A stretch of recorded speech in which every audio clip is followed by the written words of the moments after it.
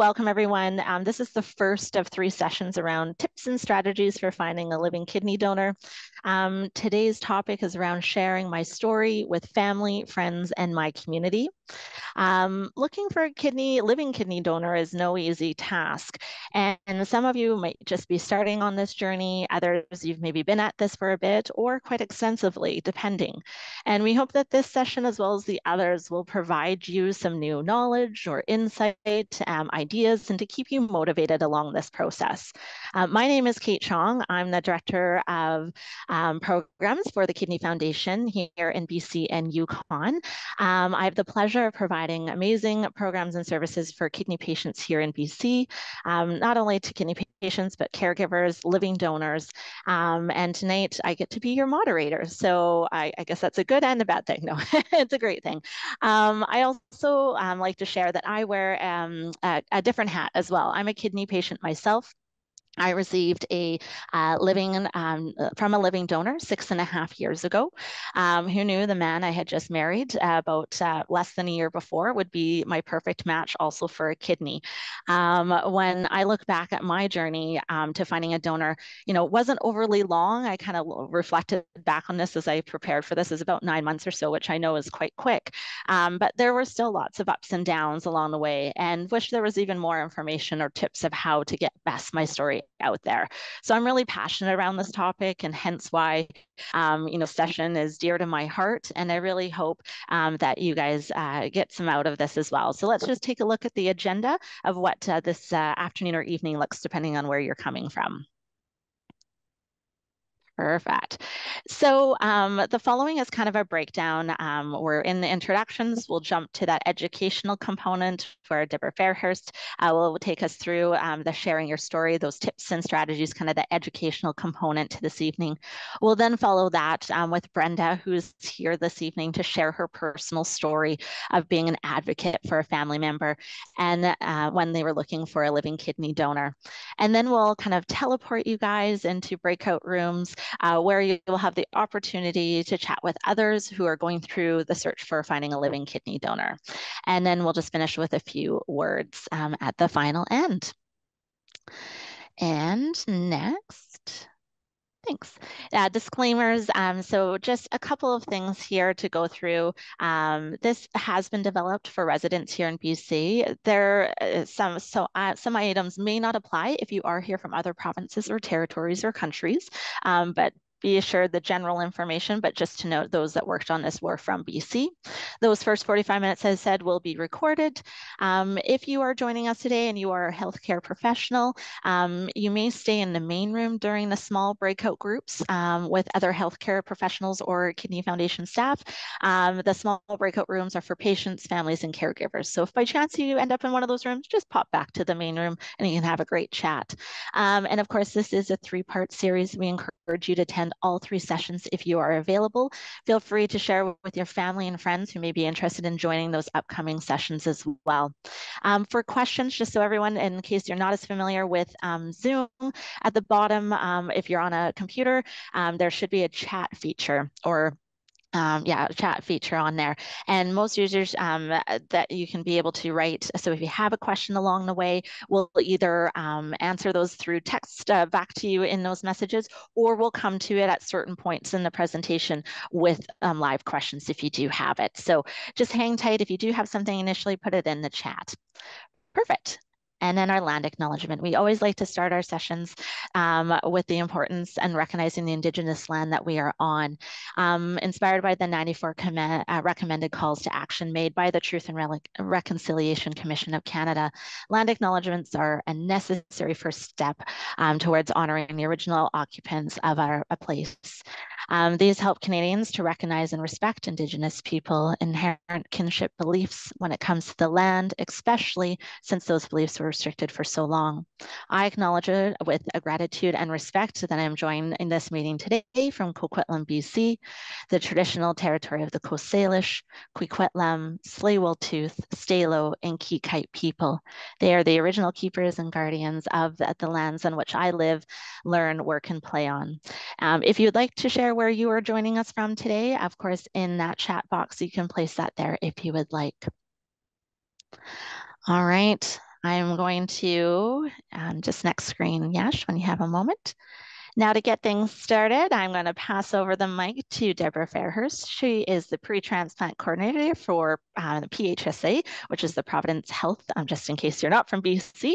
Deborah takes her year's worth of renal experience, is now assisting kidney patients and families who are transitioning from the kidney care or dialysis world to transplant. So welcome, Deborah. Thank you so much for being here today, and I'll throw it over to you to make a presentation on tips and tricks. Thanks ever so much, Kate. So as Kate said, my name is Deborah and I'm a registered nurse. I'm originally from the UK and I emigrated to Vancouver with my family in 2010. I've been a nurse for longer than I care to remember. And for the majority of my nursing career, I've worked with kidney patients and I've worked with in a variety of settings, which include the kidney care clinic or pre-dialysis, hemodialysis, peritoneal dialysis, and I've also worked with kidney patients after transplantation. As Kate said, I do have a new role. I've been in it since probably about June of last year, and it's a pre-transplant coordinator. That's the title. And pretty much what I try to do is facilitate access to transplant for kidney patients, because we know it can be a confusing and sometimes complex process. As part of that role, I do provide education on living donation and also try to support donor outreach. So I'm really, really excited and happy to be here. I hope I can share some top tips and provide an overview of the different ways that you can try to find a live donor, and that you'll be able to take something away that feels comfortable for you. And I believe that the slides are going to be shared afterwards. Next slide, please. So embarking on this journey to find a living donor, either for yourself or helping somebody else, I think can be really overwhelming. And it can bring up a lot of emotions. So I'm going to ask Yash to launch a poll. And I want you to just take a moment and think about what it feels like for you. And I hope that you will feel happy to kind of share which words from the list that's on the screen that might best describe those feelings. And the words, the emotions are anxious, uncomfortable, confused, hopeful, determined, ambitious, and I'm not sure how I feel. There's no right or wrong answer, and please choose all that apply. And know that these emotions have already been identified by other people in similar circumstances as you. So it's very likely that what you are feeling, a lot of other people are going to be feeling the same thing. So I'll just give you a minute or two just to complete the poll, and then we can have a look at the results.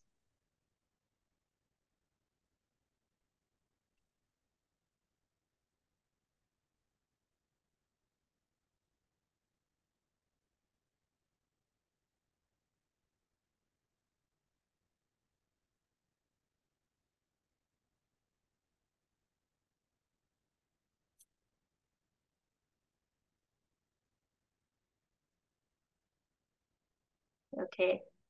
So Yash, do we have any results? I launched the poll a second ago, but I don't see any answers yet. Okay, that's okay. That's okay. Well, you know what? Oh, there we go. Okay, that's excellent. Honestly, whether you've come for yourself or for someone else, we know that this is it's not an easy topic. So really just well done for showing off. And I think what we hope from this session is that, we can give you some tools so that this process does feel a lot less overwhelming, and so that it can help you to kind of move forward. So thank you for sharing. Okay. So this is just really an outline of what I'm going to cover today. And just a quick note, when we talk about donor outreach, what I mean is any steps that you take to find a living donor. So what we're going to cover today is developing your donor outreach story. We'll talk a little bit about who to share your story with, how to get the word out, developing your knowledge about live donor kidney transplantation, and also where to get resources and support. Next slide, please. So where do I start? So often when I talk to people about live donor outreach, the first thing they say is, I couldn't possibly ask anybody for a kidney. And honestly, I think that's how most people feel. It's how I would also feel. And it's uncomfortable because it's a big ask. We're asking somebody to do something quite very big. And it also feels like by asking that question, that we might be putting some pressure on them. And actually, we aren't allowed to take kidneys from people if there's been any indication that they've been pressurised on or coerced into donating. So what I encourage you to do is to really start shifting your thinking from asking for a kidney to sharing my story. And so by that I mean like changing the way you think from I have to ask for a kidney to I'm going to share my story about my need for a kidney, and I'm going to see what happens. And what we mean by sharing my story is being open and honest with people about your health. And I know that can be an incredibly hard thing to do, and it can make you feel very vulnerable. But honestly, if you're already talking to people about your health and your need for a live kidney donor, you're actually already doing donor outreach without even realising it. And next slide, please. So you may be wondering kind of what exactly is a story? Well, everybody's story is unique because everybody's situation is different. On this slide, I'm going to go over some key components to your story and see these are really just some guidelines to help you create your own version. And I think there's 6 bullet points on this slide. So the first one is describe your current condition and explain how you got here. Describe what you're currently doing to keep healthy. Share about your medical need for a live donor transplant. Talk about how having a transplant will impact you.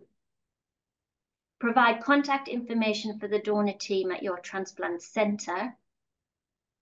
And let them know how they can help. So there are no real hard and fast rules when it comes to sharing your story, but there are a few things worth keeping in mind. Next slide, please. And they are being honest. So if it's a hard topic for you to bring up, then say that to people. So you could say, you know, you asked me how I've been doing, and actually it's not easy for me to talk about this, but so be honest. Be yourself. So if you're the type of person who jokes around a lot, then you could include humor into your story. And that isn't about delivering your story with a big smile on your face and pretending that it's not a big deal, because it obviously is, and that wouldn't be truthful.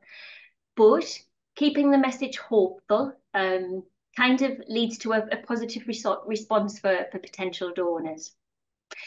And so, sorry, I jumped ahead there. So my next one was about being positive.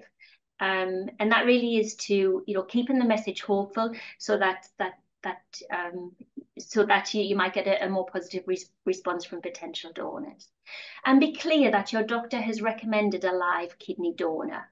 And be clear about what that actually means. A lot of people are not aware that a live person can donate one of their healthy kidneys. So use terminology like live kidney donor instead of transplant, so that people are very clear what you mean. And don't reinvent the wheel. There's a lot of resources out there to kind of help you develop your story. We will go through some of them today in this presentation. Feel free to use those. And I think we've got some resources, a list of resources at the end of the presentation that you can also use. So in the next 2 slides, I'm going to read out 2 stories and how they incorporate the key components that we talked about. What I'm going to invite you to do is to think about how these examples might work for your story, and also how both stories might land on a potential donor. Now, I don't know whether we have an opportunity for you to, if you want, to kind of share your thoughts about this after I've read out both examples. And I think we might be able to do that either in the chat or you might be able to unmute yourself. So I'll go through the examples and then, and like I say, there might be an opportunity if anybody has any thoughts to share that would be great. So example 1. So, hello everyone, I have news to share with you all. Some of you may already know that I have a hereditary disease called polycystic kidney disease, which I've had for many years. My kidney function is now at 19%, which is way below normal. So if we go back to those key components, this part of it is, it's describing your current condition and explaining how you got here. So I've been doing as much as I can to slow the progression by seeing a doctor regularly, following a kidney diet, and taking medication. So this is describing how you're keeping yourself healthy. But my doctor tells me that eventually my kidneys will stop working and that getting a transplant from a live donor is my best bet. So this is talking about the medical need for a live donor. So with the live donor transplant, I can avoid dialysis, a life-sustaining treatment, and avoid a long wait on the deceased donor wait list. Also, my doctor says that transplants from living donors typically last longer than transplants from a deceased donor. So this is talking about how a transplant will impact your life. So I'm trying to spread the word. So if you could help share my story, I would be very grateful. Anyone who is interested in exploring donation can contact the donor nurses at Vancouver General Hospital or St. Paul's Hospital. So then you're letting them know kind of how they can help and also how to contact the donor team. So that's example 1, and that has really used all of the key components to create a story. Next slide, please. So in example 2, dear Carla, you may already have heard about my hospitalization last month, so I wanted to give you an update on what's going on with me. I recently discovered that I have kidney disease and I'm now on dialysis 3 times a week. So that's, again, describing the current condition and explaining how she got there. I'm hoping to get off dialysis so I can live a more normal life and have more time for my family, work, and hobbies. So this really is talking about the impact a transplant would have on her life. So the kidney doctor has recommended that I try to find a live kidney donor, which is why I'm reaching out to you. So that speaks to the medical need for a live donor transplant. And so I'm hoping you would consider being my kidney donor. I'm really relying on you to help me get off dialysis. Thanks for considering this. It would be great if you could also let others know about my situation to help me find a live donor if you aren't able to donate. And that really speaks to letting the people know how they might be able to help. So those are the 2 examples. And I just wondered if anybody feels brave enough to maybe maybe just comment about on any of those examples.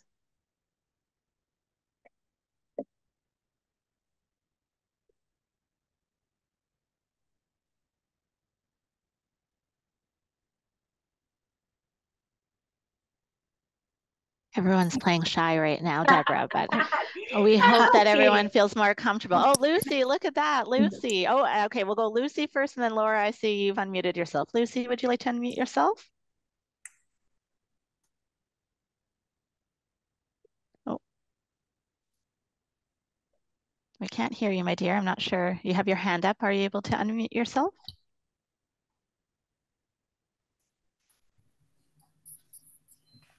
All right, hang tight, Lucy. We'll come back to you in a moment. Laura, did you have a comment on that? Yeah, I'm confused because in example number 2, it's directly saying, which is why I'm reaching out to you. I'm hoping you would consider being my kidney donor. Is that not putting some pressure on the friend to do that? And I thought that was not allowed. Can you clarify that for me? You can. So there's no hard and fast rules, Laura, but that's a really good point, and I would agree with you. I think there's some really good they've used. There's some very good parts of example too, but I would agree with you also that it's not really. I think it's more they are asking rather than telling a story, and that really could put pressure on people, I think. So yes, I would agree with you totally, Laura. And can I just jump in here as well? I'm Christina. I helped develop the curriculum here. And, you know, these examples were kind of just to start a conversation about what maybe some things that you could say and maybe things that you might want to avoid. Awesome, Christina. Thank you. And Lucy, Thanks, I see you're unmuted now and also have your hand up. Please go ahead. Oh, I sent my message, but yeah, and number one, I think that there's, in my case, more adequate for me because example number two is like more directly, and I don't have someone, or even if it's a family member, I don't think that I am gonna be okay sending this letter. But yeah, I think that is good examples. I am just gonna avoid some of the things that they are mentioned there. But yeah, thank you for sharing. Thanks, Lizzie. Thanks for everybody's input there. And yes, Christina, that's right. It really was to kind of, because there is no hard and fast rules, and it just to generate kind of some conversation. And also, what I really wanted you to think about as well is how it might land on a potential donor. So thank you. Thanks. Amazing. Deborah, do we have a couple moments? There's a couple more people with their hands up. Yes, Would that be okay for a moment? Yes, for sure. Bet, I see you there. Lovely to see you. You have a comment on that? Yes, I do, please. Yeah, on this one, from my experience, I guess it's kind of like you know, putting somebody on spot. Sometimes it's kind of hard for. It's not a way to sort of break the ice with your friends. I think with this type of letter, that example number two, I mean, with the letter number two, I think that when writing a letter, I guess it's important to, most likely you will start with, you know, people with your same cultural background, and having an understanding of your own culture yourself sometimes will help in formulating a letter like this, I believe. And the start of the letter sometimes is good. I mean, the way I look at it, except that when you start putting in some kind of a pressure, like what somebody mentioned earlier, to somebody, I think that would be kind of turning off not only the person you're writing to, but to other people. So my suggestion is maybe consider the culture that you're writing into, consider your culture as well, and see what is acceptable or not. Yeah, thank you for that. Very good point. Thank you, Bet. And Sarah Palmer and whoever else is on screen with you there. Hi. Hi, I'm Sarah's mom. We're working on this process. I wanted to ask, do you have any examples for highly sensitized patients that wouldn't match, like that you would be expecting to go into a pool? That's our situation, and it's really difficult to sort of explain that, you know, quickly what that all means. And yeah, and it's an even bigger ask. So do you have any examples that would speak to that?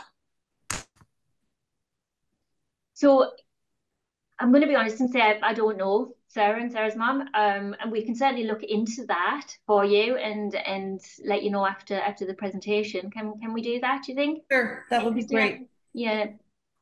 Absolutely, we can note and pass on any finding information, because yeah, there, you know, each person's journey is different, right? And some come with more complexities than others. So I think that's a great takeaway that we can look at, you know, how best with highly sensitized. And Christina has her hand up to maybe comment on that too.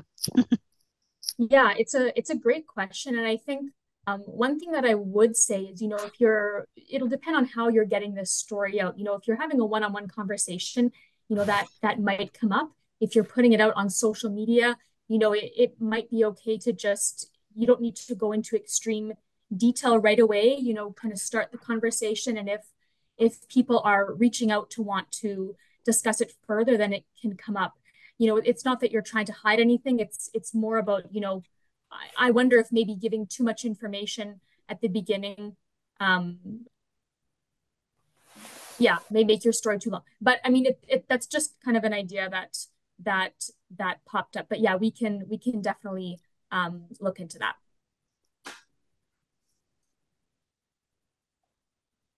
Are there any other questions, Kate? There was a few comments within the chat there about, example 2 is very direct. It might come as a big surprise and a huge ask.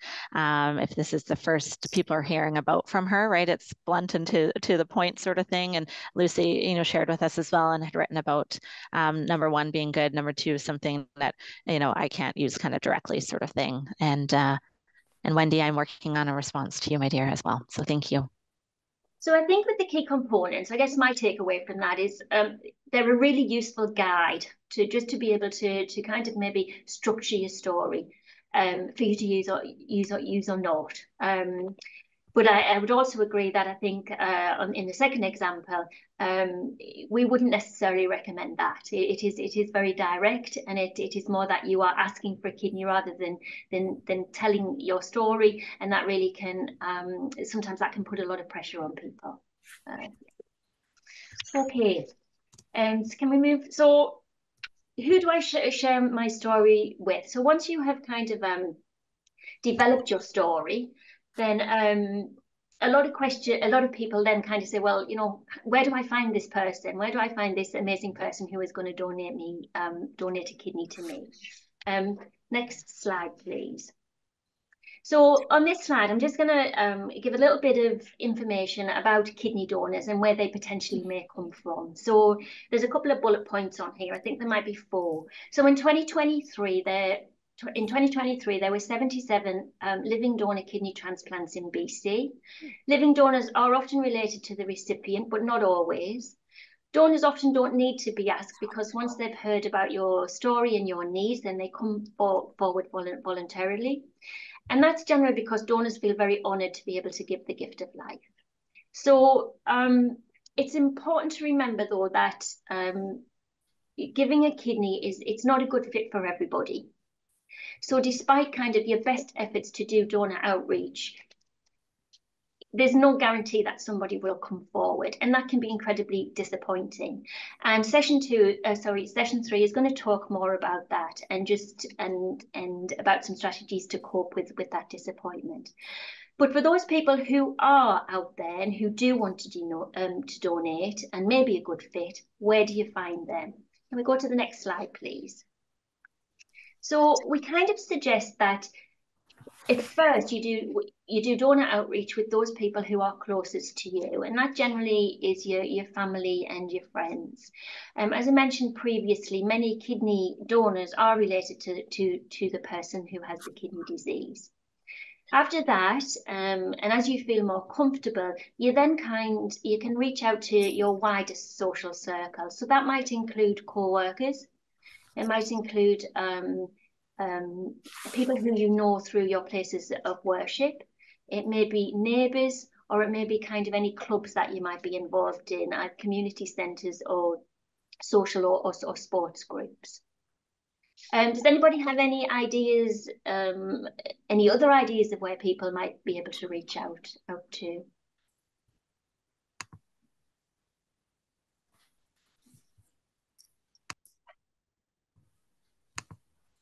I think we might have covered them. We might have covered them all there. Okay. Next slide, please.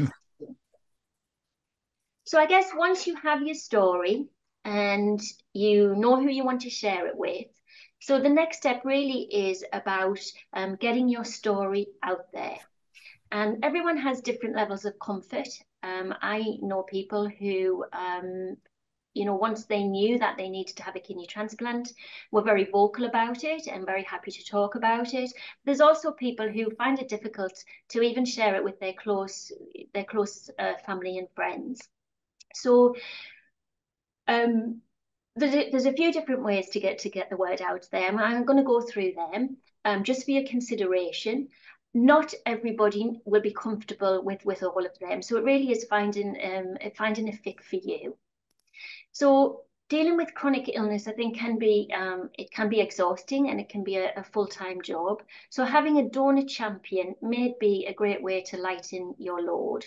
So this is where you have a family member or a friend who helps share the word on your behalf. And when we talked about sharing your story earlier, now for some people they may say, I'm really not able to donate, but they may say, is there anything else that I can do? So being your donor champion, that might be a good fit for them. The other benefit of having a donor champion is they may, they may be able to reach people who are outside of your social circle. So they may get your story to more people. And also, because they are sharing your story, it's coming from them and it's not from you. It doesn't put as much pressure on the person who is hearing your story as well. So not all donor champions wear capes, but the donor champion on the slide, she does. Some people choose to share their story by email, a text, or by letters. And often people will send this out as a group. So I do know somebody who, it was a mother, and she shared her son's need for a live kidney donor in the annual Christmas card that she sent out to family. If you do decide to do donor outreach in this way, what we recommend is that you actually address it to dear family friends rather than individuals, because then it just doesn't feel like they're being singled out, and it just doesn't put as much pressure on that person as well. Next slide, please. So our next way of getting the word out is face-to-face conversations. And this is about being upfront with people when they ask you, hey, how are you?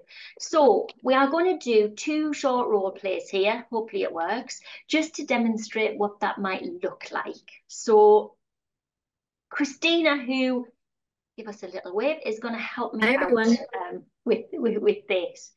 And I'm just going to set the scene a little bit.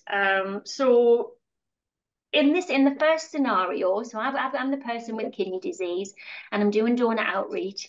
And Christina, she's a friend of mine, and I'm meeting up with her for coffee. So take it away, Christina. Oh, hi, Deborah. Nice to see you. Yeah, nice to see you too, Christina. I haven't seen you for ages. How are you doing? Yeah, I'm doing fine. Had a busy week. Yeah, I'm glad we could finally catch up. What's new with you? Well, actually, lots of stuff with my health still. You know, as you know, I got kidney disease, and I had a conversation with my doctor last week, and my kidneys aren't doing very well, and she actually thinks it's time for me to start see if I can find a live kidney donor. I'm trying to be positive about it, but it has been on my mind a lot, and I'm trying to do lots of research and reading about it. So yeah, that's me. What about you? So that's kind of our first scenario. Our second one,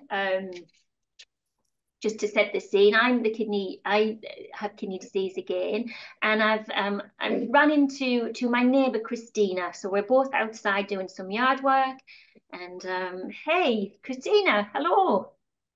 Oh, hi, Deborah. How are you? I'm fine. How are you doing? I'm good. Yeah, trying to get a start on the yard here. But I haven't seen you out and about lately. Have you been busy? I actually, yeah, I've been busy. I've had lots of appointments, and my health actually, it hasn't been too good recently. Oh, I'm sorry to hear that. Is it your back? Is your back problem acting up again? No, it's actually my kidneys. I don't know whether I've ever mentioned it before, but I have kidney disease. Oh, really? No, I don't think you've mentioned that to me before. Yeah, and it's at the point where they are failing, and I'm at the point where I need to try and find a live kidney donor. Oh no, really sorry to hear that, Deborah. You know, an uncle of mine had something going on with his kidneys a few years back. Okay, so in both of those examples, so donor outreach, I think, was done in a way where I was able to kind of describe my medical need for a live donor. And I tried to open up the conversation. So if the person who you're talking to is open to it, then they're going to start to ask more questions. And it didn't put any pressure on that person as well. So it really gave them the freedom to either change the subject or to ask more questions. So I hope they're helpful. So my mission for you, if you choose to accept it, is really to take stock of what you feel comfortable with and then challenge yourself to maybe go out of your comfort zone a little bit. So I'm kind of not suggesting that you tell your story to the grocery man, but maybe when you're having a conversation with one of your colleagues at work, but I don't know, that you kind of feel brave enough to, when they ask you how you feel, to actually tell them your story. And I've got a little story that I just want to share about this. When I worked in the kidney care clinic, I looked after a gentleman who had polycystic kidney disease, and he was looking for a preemptive transplant. So that's a transplant before his need for dialysis. And it really looked like his wife was going to be a donor for him. And unfortunately, it didn't happen. So he started hemodialysis and was doing well on that. And he was at work, and so when you're on hemodialysis, you have two needles in that you take out at the end of dialysis, and you cover them with a Band-Aid or a bandage. And so when he was at work, one of his colleagues asked what it was, what had he done? And normally he would just kind of, cut myself, I've done this, that, the other, and he didn't. He chose to actually tell his story. And at the beginning of this year, that colleague donated a kidney to him, and they are both doing really well. So you just never know what those conversations might lead to. So, okay, next slide, please. So social media can really allow you to spread the word to many, many people. Not everybody is comfortable sharing their information on social media, and once your information is out there, you don't have an awful lot of control over it. I'm not really going to go into social media to any extent here, because the session 2 really is going to cover social media and how to use it for donor outreach. But bulletins and newsletters, this really speaks to any maybe clubs, groups, or things like that you might be involved in, because they may have opportunities like a newsletter, an email distribution, a bulletin, something like that you might be able to tap into to tell your story. Next slide, please. And then get involved with organisations that support kidney patients. Organisations like the Kidney Foundation of Canada, or the Polycystic Kidney Disease Foundation, or BC Transplant. So participating in some of their events like the Kidney Walk. So the Kidney Foundation do the Kidney Walk every year, and this, to get involved in something like this, it kind of gives you an opportunity to tell your story when you are talking about either your fundraising or your training. Now, I can say hand on heart that the Kidney Walk is a great event. I did it last year with some of my kidney care clinic colleagues, and also some of my patients. It's an absolutely great event. You also get, to plug here, a free pair of socks. And honestly, it's also a great way of socially connecting with people who might have who might be in a similar situation to you. And then there's lots of other creative ideas. This is very much what's in your comfort level, really. Other people have gone to their local press. They have had T-shirts created with their need. They've had signs to put in the back of their car. So it's really kind of what's in your comfort zone. Next slide. So of all of the strategies that I've talked about, is there any that you'd be, are you happy to share whether you've used some, what success you've had, whether there's any others that we didn't cover that you might recommend, or anything that you want to give a try to? We have Betsy has his hand up. Would you like to share?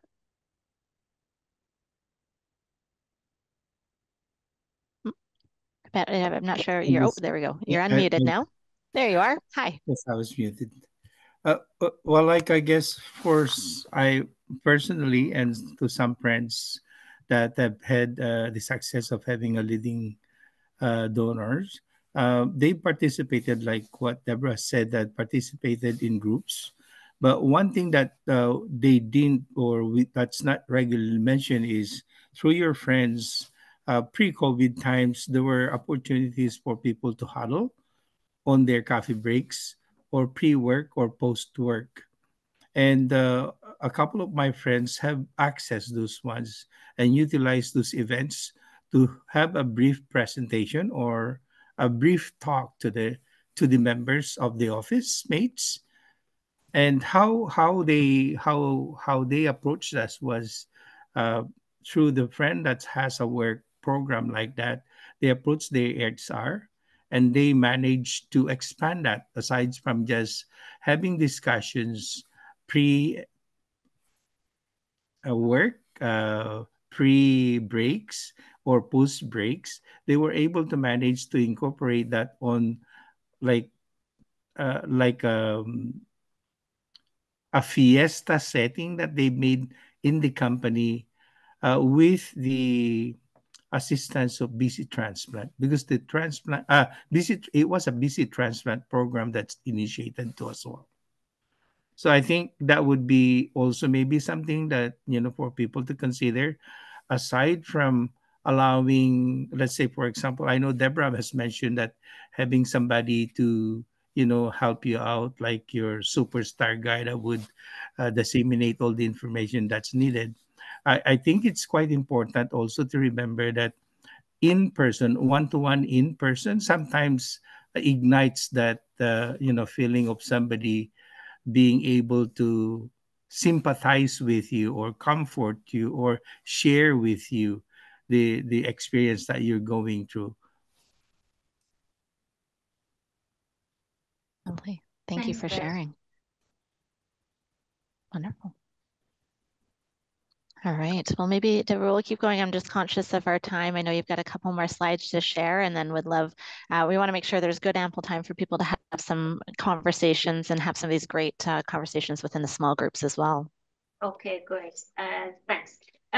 So I just wanted to touch a little bit. I mean, I'm coming to the end now on just developing your knowledge of live donor kidney transplantation. I think there's 6 bullet points on this slide. The reason why this is having a little bit of knowledge about the process is important, because when you do your donor outreach, people are going to ask you some questions. Now, we do not, you're not expected to be an expert, right? But you're going to be able to answer some questions that people have. It's also going to give you some reassurance that what you're asking somebody to do is safe. So I'll just read through this. So kidney transplants from a living donor generally last longer than those from a deceased donor. You don't need to be a blood relative to donate. For healthy people, donating a kidney is safe. Potential donors can get tested without the patient knowing. So the donor assessment process is completely confidential.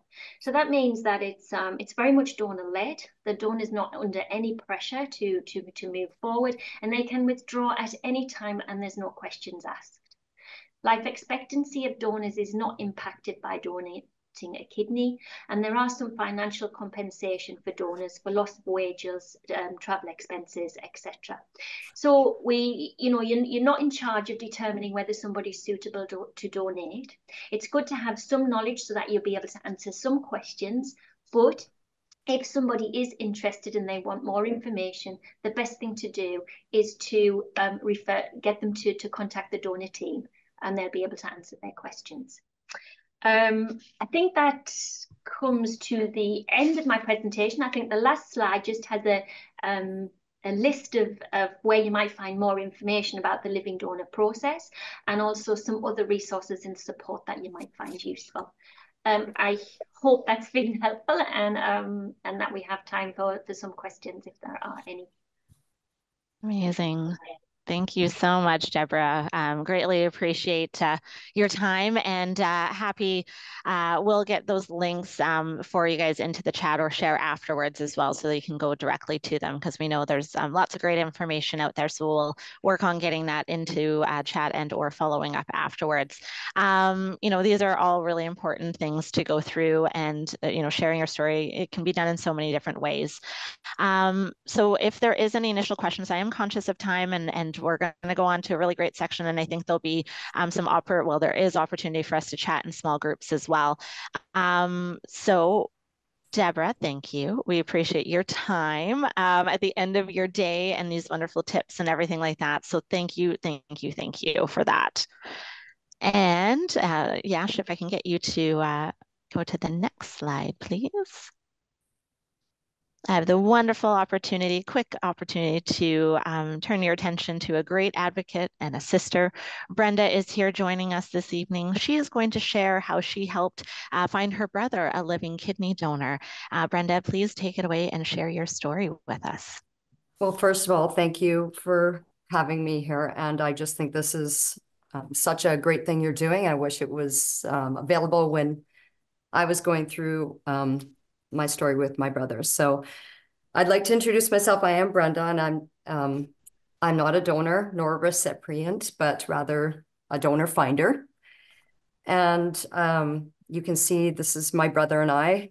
We're only 11 months apart. We grew up in a small town with the same group of friends, and we were in the same grade since grade 2. While we grew up with so many similarities, our personalities were always so different. Dallas was more of a quiet guy, a shy guy, a private guy, and I was more of an outspoken person and not afraid to share. And honestly, looking at the photo of Dallas and I at Halloween, I would say that I should be probably wearing his costume. My brother and I both have polycystic kidney disease, and his form was much more aggressive and caused many health issues for him as early as in his 20s. And I've broken down our journey of finding a kidney in 4 different stages. So stage 1 of finding a donor, I call it Dallas's way. So here we are about 8 years ago. My brother at the time was about 46, and his disease progressed to the point he now needs a new kidney. He has a few close friends and a job, but the more ill he fell, the more he was not involved in the community.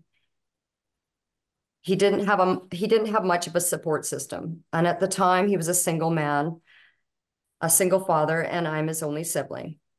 Dallas informed me he had reached out to some of our extended family, as well as told his place of employment and coworkers. At the time, I did not realize those he told thought he was going to require a kidney someday, and no one understood the magnitude of his health or the immediate emergency or urgency of needing a kidney.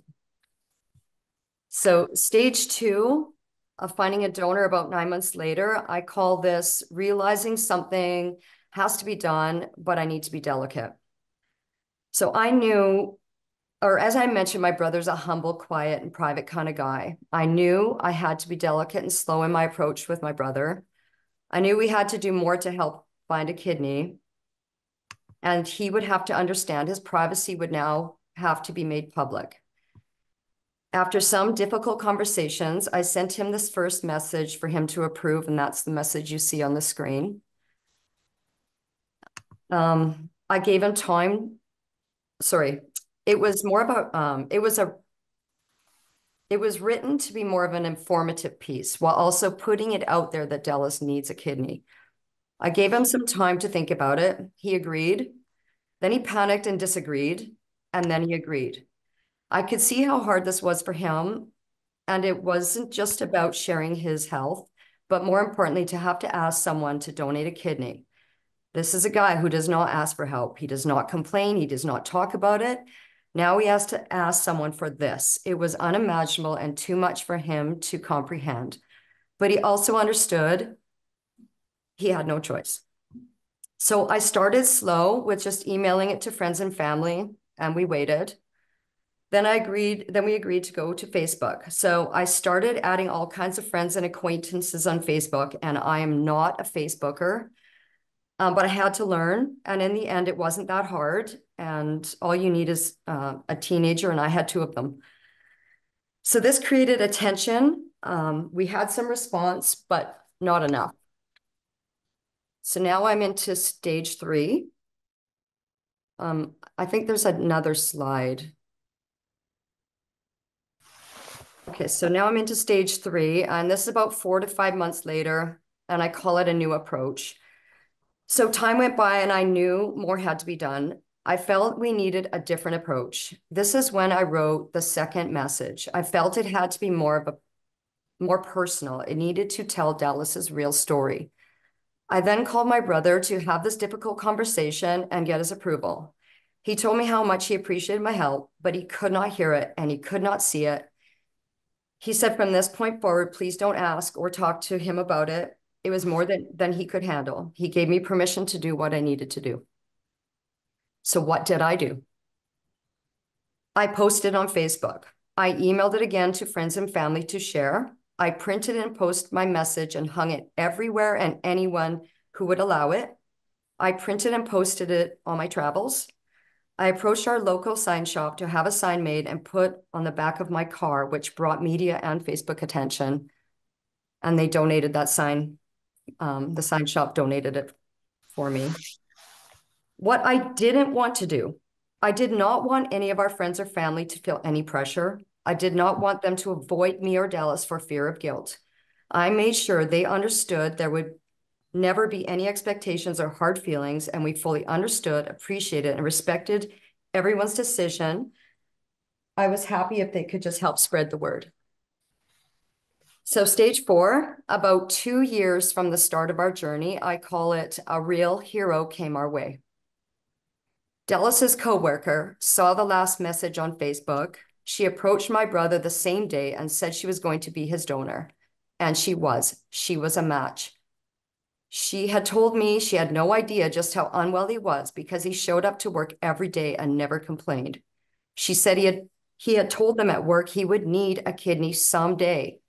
And because of her, that someday, 2.5 years into our journey, came on January 2018. He was 49.